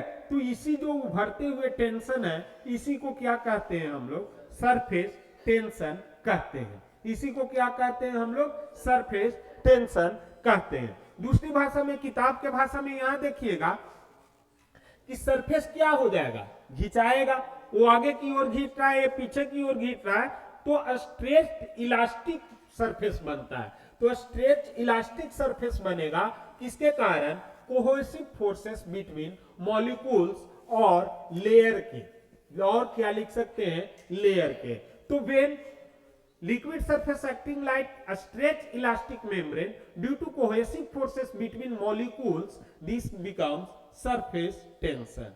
कपड़ा साफ हो जाता है, किसके कारण साफ हो जाता है? सरफेस टेंशन के कारण कपड़ा साफ हो जाता है। क्लियर है? तो फॉर्मूला क्या होता है बेटा? Average length per unit, sorry average force per unit length, तो average force upon 2a। Clear है? आगे चले तो गामा क्या हो गया आपका? सरफेस टेंशन है, न्यूटन पर मीटर में लेते हैं फोर्स और length of the member. Clear है? नेक्स्ट देखते हैं स्किन इफेक्ट। तो स्किन इफेक्ट के बारे में आप लोगों को पढ़ना नहीं है, ठीक है। अब है अगला विस्कोसिटी। तो विस्कोसिटी मैं बहुत पहले से पढ़ा रहा हूं बेटा। फ्लूइड में, वाटर में रेसिस्टेंस जो होता है या फ्लूइड में जो रेसिस्टेंस होता है उसको क्या कह देते हैं? विस्कोसिटी कह देते हैं, ठीक है। और जमीन पे जो रेसिस्टेंस होता है उसको क्या कह देते हैं? फ्रिक्शन कह देते हैं। क्लियर है इतनी बातें? जमीन पे जो रेसिस्टेंस होता है उसे फ्रिक्शन कह देते हैं। हवा में अभी तुरंत बताया गया ड्रैग एक लगता है, ठीक है। तो viscosity is a what? Viscosity is fluid resistance to flow. मतलब विस्कोसिटी दूसरी भाषा में क्या है? थिकनेस ऑफ फ्लूइड है। विस्कोसिटी दूसरी भाषा में क्या है बेटा? थिकनेस ऑफ फ्लूइड है। क्लियर है इतनी बातें? अब किसी चीज का हाई विस्कोसिटी होगा तो कैसा होगा बेटा? मोटा होगा, ठीक है, और पूरा मोटा जैसा चिपचिपा पदार्थ होगा, ठीक है। तो तेल को ले लो, घी को ले लो, और भी कुछ वैसा चीज को ले लो तो वो पूरा मोटा एंड चिपचिपा होता है, ठीक है। तो उसके पास क्या रहता है? High viscosity. और जिसके पास लो विस्कोसिटी रहता है वो क्या रहेगा? पूरा पतला रहेगा। जैसे दूध में पानी मिला दो पूरा, तो पूरा पतला हो गया। तो दूध में जब तक हाई विस्कोसिटी था, दूध का लेयर मोटा था, ठीक है। लेकिन जैसे ही पानी मिलाए विस्कोसिटी घट गया और वो कैसा दिखाई देने लगा? पतला हो गया। क्लियर है? तो low viscosity flow easily and high viscosity never flow easily. Next है यूनिट क्या होता है विस्कोसिटी का? तो पॉइज लेते हैं। क्या लेते हैं? पॉइज लेते हैं। नेक्स्ट है आपका कि विस्कोसिटी रेसिप्रोकल होगा फ्लूइडिटी का। वो तो सीधी सी बात है, कोई चीज तभी बहेगा जब विस्कोसिटी कम हो, ठीक है। अगला है टेम्परेचर। तो टेम्परेचर पर विस्कोसिटी का क्या इफेक्ट होता है? तो अगर लिक्विड है, घी को गर्म करो तो पतला हो जाता है, तो लिक्विड है तो विस्कोसिटी इसका क्या हो जाता है? घट जाता है। तो लिक्विड में विस्कोसिटी बढ़ जाता है, जबकि गैस में विस्कोसिटी क्या हो जाता है बेटा? सॉरी, लिक्विड में घट जाता है जबकि गैस में बढ़ जाता है विस्कोसिटी फ्लूइड का, ठीक है। तो liquid viscosity decreases with temperature और गैस में viscosity increases with temperature. Clear है इतनी बातें? आगे देखते हैं कि force acting on object in water. तो वेट होता है, बायएंट फोर्स होता है, ड्रैग फोर्स होता है अगर मूवमेंट में है तब। क्लियर है? अब नेट फोर्स, तो नेट फोर्स यहां पर देख लीजिएगा कंडीशन, मैग्नस इफेक्ट पढ़ाया हुआ है। मैग्नस इफेक्ट ये पढ़ा दिया हूं। मूविंग बॉडी, अगर पानी में कोई बॉडी स्पिन कर रहा है तो spinning object moving through fluid experience force perpendicular to the direction of motion. Clear है? किसके डायरेक्शन ऑफ मोशन के? जो बॉडी मूव कर रहा है उसके डायरेक्शन ऑफ मोशन पर एक फोर्स लगता है। क्लियर है? तो उसी को हम लोग क्या कहते हैं? मैग्नस इफेक्ट कहते हैं। इसे फिगर से भी समझा दूं, ऐसे समझो, ये कोई बॉडी है, ये कोई फुटबॉल है, पानी में इसे फेंका, तो पानी में फेंका बेटा, ठीक है ना। इस फुटबॉल को पानी में फेंका तो होता क्या है कि इसकी मूवमेंट होगी कुछ इस डायरेक्शन में हुआ। अब इसका परपेंडिकुलर एक क्या लगेगा? फोर्स लगेगा। तो परपेंडिकुलर पानी के अंदर से बायएंट फोर्स लगा, तो मैं यहां पर और कोई फोर्स नहीं ले रहा हूं, बायएंट फोर्स को ही ले रहा हूं। तो इस सरफेस के मोशन के नीचे से लगा तो 90 डिग्री पे लग रहा है इस सरफेस पर। ये ऐसे हाथ हुआ, यहां से नीचे कोई फोर्स लगा, कितना डिग्री पे लग रहा है? 90 डिग्री पे फोर्स लग रहा है। तो ये जो 90 डिग्री पे फोर्स लगता है, यही फोर्स इसको क्या करता है? कर्व में मूव कराने का काम करता है। क्लियर है? तो यही बोल रहा है, spinning object moving through fluid experience force perpendicular to motion direction causing curve path. ठीक है, अब आगे देखते हैं बॉल स्पिन वाल moving one side with air flow और दूसरे साइड विथ स्लोअर हो जाएगा, और क्या। तो ये आप देख लीजिएगा क्यों ऐसा क्रिएट करता है, तो प्रेशर डिफरेंस क्रिएट हो जाता है, इसके कारण ये ऐसा बिहेव करता है। ठीक है, नेक्स्ट है वेंचुरी इफेक्ट। तो वेंचुरी इफेक्ट क्या होता है, बोलिए। प्रेशर क्या होगा, डिक्रीज होगा। वेंचुरी इफेक्ट में प्रेशर क्या हो जाता है, डिक्रीज हो जाता है। इतना ही पॉइंट को याद रखिएगा, बाकी कहानी है। तो वेंचुरी इफेक्ट में प्रेशर डिक्रीज हो जाता है। ठीक है, नेक्स्ट है किस पे बेस्ड है वेंचुरी मीटर, तो उसी टाइम बर्नौली पढ़ा रहा था, उसी टाइम पढ़ाया था कि बर्नौली पर बेस्ड है। आगे देखते हैं बेटा, लैटेंट हीट क्या होता है, गुप्त ऊष्मा क्या होता है, लैटेंट हीट क्या होता है, बोलिए।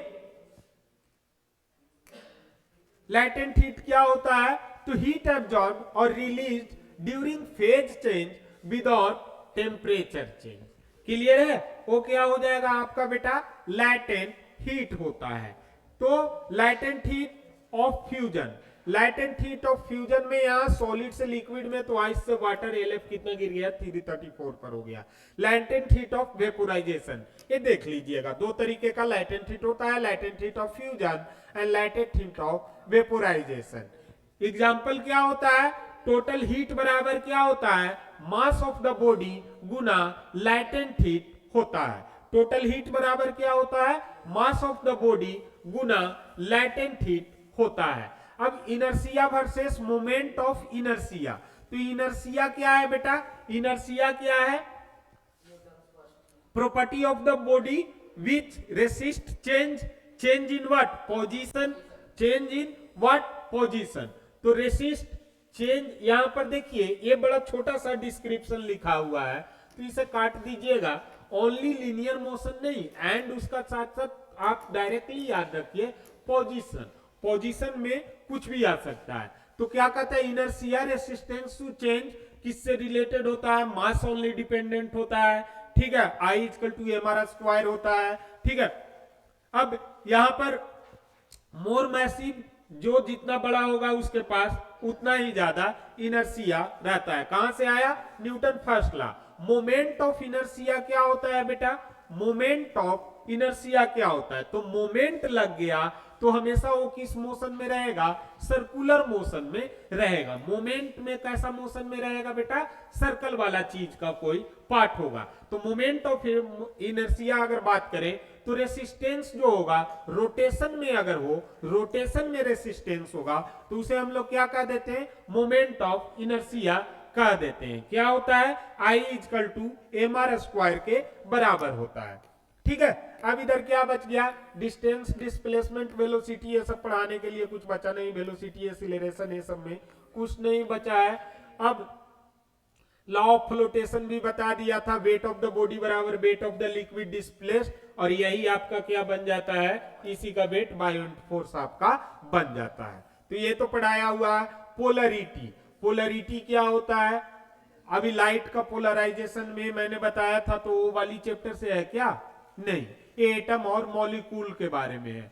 ठीक है, तो देखिए पोलरिटी क्या होता है कि एटम एंड मॉलिक्यूल में पोलरिटी को समझते हैं। ठीक है, तो किसी भी एटम में, ये मान लिया जाए हमारा कोई क्या है, एक एटम है, ये हमारा क्या क्या है, एक एटम है। ठीक है, तो इसके पास अगर पॉजिटिव और निगेटिव इन कभी भी बराबर नहीं हो, दोनों अनइक्वल रहे, क्या रहे, अनइक्वल रहे, तो क्या आ जाएगा यहां पर बेटा, पोलराइजेशन, पोलरिटी आ जाएगा। सॉरी, पोलराइजेशन नहीं, वो लाइट में है, पोलरिटी आ जाएगा। ठीक है, तो पोलर इफेक्ट कब देखने को मिलता है, जब number of anion not equal to number of cation हो किसी एटम के अंदर, तो आपको वो एटम कैसा मिलेगा, पोलर फॉर्म में मिल जाएगा। तो यहां पर यही बात बोला है कि एटम और molecule having positive and negative ends due to unequal charge distribution, that is known as the polarity. Clear है, आगे देखिएगा, पोलर मॉलिक्यूल, तो पोलर मॉलिक्यूल पहले ही बोला अनइक्वल है, डिस्ट्रीब्यूटेड, तो अनइक्वल शेयरिंग ऑफ इलेक्ट्रॉन होगा।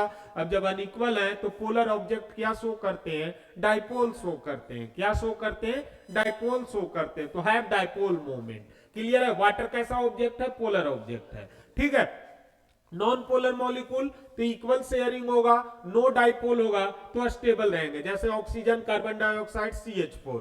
Molarity, molality and normality. क्या होता है मोलरिटी बेटा? Moles of solute per litre of solution molarity हो जाता है। ठीक है, नेक्स्ट आपका देखते हैं कि changes with temperature, volume changes. Molality क्या होता है? तो moles of solute per KG of solvent molality होता है। नॉर्मलिटी क्या होता है? तो gram equivalent of solute per litre of solution आपका क्या हो जाएगा? नॉर्मलिटी हो जाएगा। ठीक है, अब एमसीबी क्या होता है? मिनिएचर सर्किट ब्रेकर क्या होता है? एमसीबी आपके घर में है, एमसीबी लगा हुआ है, तो वही पूछा है एमसीबी क्या होता है, व्हाट इज एमसीबी, क्या काम रहता है एमसीबी का? एक तो ऑटो कट हो जाएगा, जहां भी वोल्टेज गड़बड़ हुआ तो खुद ब खुद स्विच ऑफ हो जाता है। दूसरा, जब आपको जरूरत है तब जाके आप ऑफ कर दीजिए। तो ये दोनों भाषा में, इसमें कुछ पढ़ने वाली बातें नहीं है, सीधी सी बातों में याद रखना। Automatic electric switch that protect क्या? Circuit from damage. क्लियर है इतनी बातें? आगे है current access safely with MCD trip, switch off auto, brake service, stop current flow can be manually reset after fixing problem। Advantage over fuses MCB का क्या है? तो सर फ्यूज को तो बार बार बदलने पड़ता है, लेकिन एमसीबी को बार बार बदलने नहीं पड़ता है। तो बार बार बदलने नहीं पड़ता है तो एक ही बार में काम हो जाएगा, पैसा बच जाएगा, फास्ट चलेगा। खत्म कहानी। और क्या बचा है? फ्यूज के बारे में है। तो फ्यूज में क्या प्रॉपर्टी होता है? तो सर मेल्टिंग पॉइंट लो होता है, तभी तो जल्दी उड़ेगा, तभी तो सर्किट बचा लेगा। अगर हाई मेल्टिंग पॉइंट रहे तो अंदर के चीजें जल नहीं जाएंगे। ठीक है, तो ये क्या रखता है? लो मेल्टिंग पॉइंट रखता है, लो रेसिस्टेंस भी रहता है, हाई कंडक्टिविटी रहता है, सस्ता रहता है, स्टेबल रहता है। क्लियर है इतनी बातें? अब इधर गैल्वेनोमीटर एंड एमीटर का कॉन्सेप्ट में है। तो गैल्वेनोमीटर क्या डिटेक्ट करता है बेटा? गैल्वेनोमीटर किसके लिए यूज होता है? इलेक्ट्रिक करंट के लिए गैल्वेनोमीटर का इस्तेमाल होता है। ठीक है, अब वर्क कैसे करता है? नीडल डिफ्लेक्ट होगा जब करंट पास होगा। ठीक है, डिफ्लेक्शन क्या होता है? तो proportional to the magnitude of the current होगा। जितना ज्यादा करंट पास होगा गैल्वेनोमीटर उतना ही ज्यादा क्या करेगा? डिफ्लेक्ट करेगा। ठीक है, अब नेक्स्ट अमीटर। अमीटर किसको मीजर करता है बेटा? करंट को मीजर करता है। इसका भी काम यही है। अमीटर भी किसको मीजर करता है? करंट को मीजर करता है।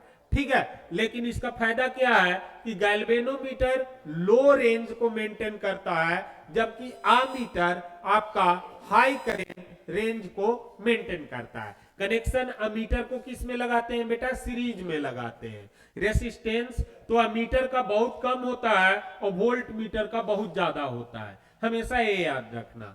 ठीक है, अब रीडिंग तो direct current value in ampere. Difference क्या है? गैल्वेनोमीटर डिटेक्ट करता है, अमीटर मीजर करता है। गैल्वेनोमीटर मोर सेंसिटिव होता है। व्हीटस्टोन ब्रिज के बारे में, तो इसका व्हीटस्टोन ब्रिज क्या कहता है? Electric circuit used to accurately measure unknown resistance क्या कहलाता है? व्हीटस्टोन ब्रिज कहलाता है। कैसे बनाते हैं? तो सर इसको कुछ ऐसे बनाया हुआ है व्हीटस्टोन ब्रिज को, ऐसे ऐसे ऐसे ऐसे और एक ऐसे बीच में, यही है ना रेसिस्टर को, यही आपका व्हीटस्टोन ब्रिज हो गया। तो 4 resistor in diamond shape with battery and galvanometer क्या करता है? प्रिंसिपल क्या है बताइए? तो अगर बैलेंसिंग कंडीशन में ब्रिज है तो नो करंट फ्लोइंग। ठीक है, अब यहां पर देखिए बैलेंस कंडीशन क्या है? तो R1 is to R2 that is equal to R3 is to R4 होता है। क्लियर है इतनी बातें? साइड हसल से देख सकते हैं। ठीक है, आप चाहें तो इसको बीच से काट के रेशियो निकाल दीजिए, आप चाहें तो ऐसे बीच से काट के रेशियो निकाल दीजिए, दोनों बातें आपका क्या होगा? सेम होगा। क्लियर है? अब आगे आया डोमेस्टिक इलेक्ट्रिकल सर्किट। तो डोमेस्टिक इलेक्ट्रिकल सर्किट में 3 वायर होते हैं, एल एन ई होता है। एक लाइव वायर होता है, दूसरा न्यूट्रल वायर होता है, तीसरा अर्थ वायर होता है, जिसे अर्थिंग कहते हैं। तो लाइव वायर रेड या ब्राउन में, न्यूट्रल वायर ब्लैक और ब्लू में, अर्थ वायर ग्रीन और येलो में होता है। तो रेड वायर का कैपेसिटी कितना रहता है, करंट कैरीज 220 वोल्ट तक का वोल्टेज पर वो करंट कैरीज कर लेगा, और न्यूट्रल वायर तो 0 वोल्टेज पर।